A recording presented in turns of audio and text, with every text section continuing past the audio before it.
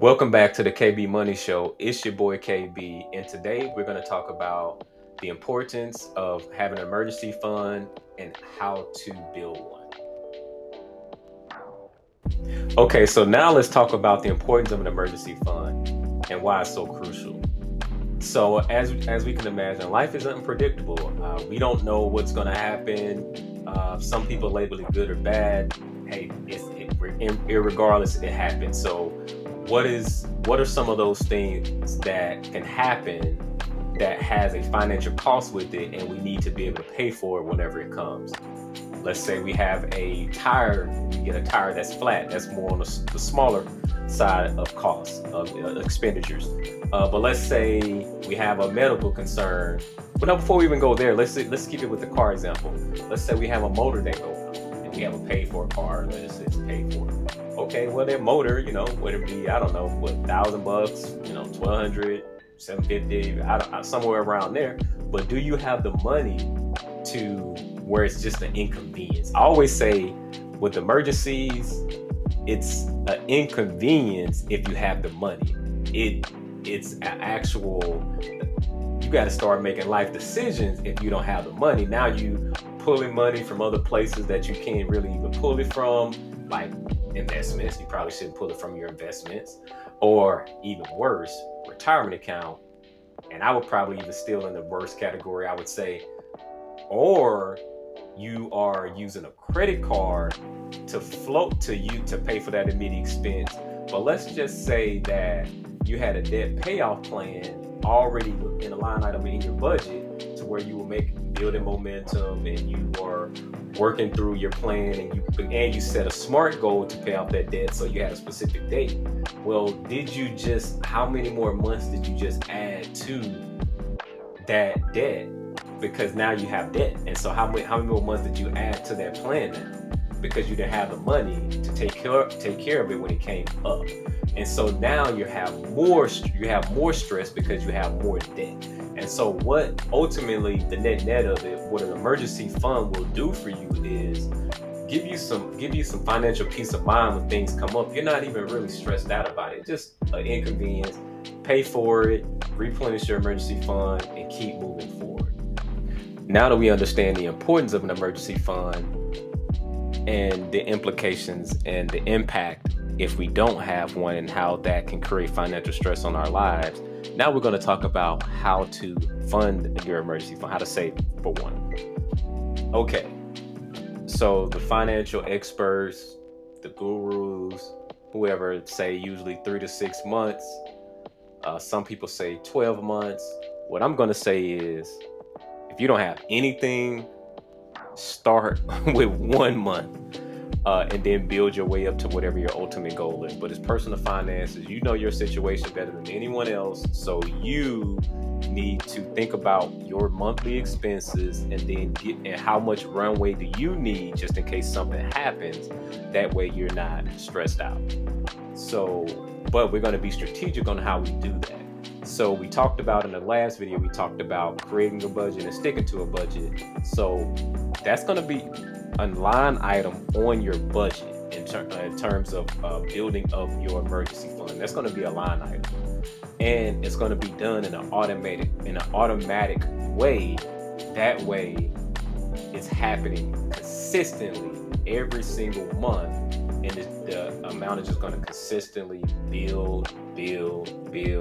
And some come up, you use a portion of it, but because it's being built systematically and it's on autopilot, no human error is involved. It just automatically set up to happen until it builds up. And then, of course, once you've fully funded your emergency fund, you're going to need to reroute those funds to something else, whether it be more savings, more investing, or whatever the case may be. That's how you're going to do with any of your goals. Once those funds are used, now it's time to reallocate them somewhere else. Okay, so I know what you're thinking. All right, so I'm setting up my emergency fund automatically, but where do I put it? I got you. All you have to do is you can use, because you're going to use these funds and you're not really looking at it for growth, um, high interest savings account. You can use a money market account. You can use a regular checking account. Any of those will suffice. Not a big deal. This is not necessarily money that you're looking to like grow.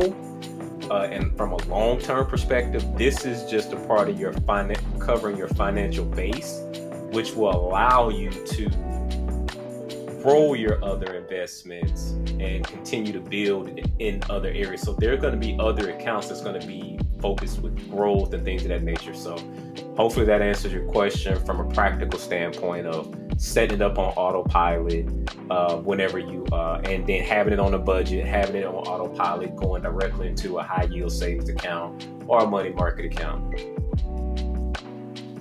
Now that we have context around how to build it, how to fund it, the importance of it, I want to share this with you. Life is going to change. So that's going to mean you're going to need to make adjustments to your emergency fund. So I want you to think about that as well. Maybe you end up getting married. Maybe you already married. Maybe you end up having kids. Maybe you were renting at the time, but then now you're ready to start when you're ready to purchase a home, and you know there is costs associated with a home where you may want to beef up your emergency fund just in case things come up around the house that you want to take care of and not even really have to think about it, because with the house there is more expenses. The emergencies, I'm gonna say emergencies, are just going to be a little bit more costly just because it's a home now. And so those are the things that I want you to keep in mind. But the great part is you will already have the muscle built of building it automatically. It just would be a matter of creating more months if that's what you want to do. So just leave a little bit of flexibility in there with the ebbs and flows of life and the seasons. The season you're in now, you may just need a 3 month. Maybe later you might need 6 months, and then maybe you might even get more conservative because maybe you want to plan for like, well, heck, what if I'm the breadwinner, I'm married, and say you got kids and you're the breadwinner. Okay, maybe you might be thinking, okay, what if I lose my job? But hopefully you pick something up pretty quickly. But maybe you want to plan just in case it don't go exactly that way. You say, okay, well, I'll feel more comfortable having a 12-month emergency fund. That way I don't have to stress out, nor that my family has to.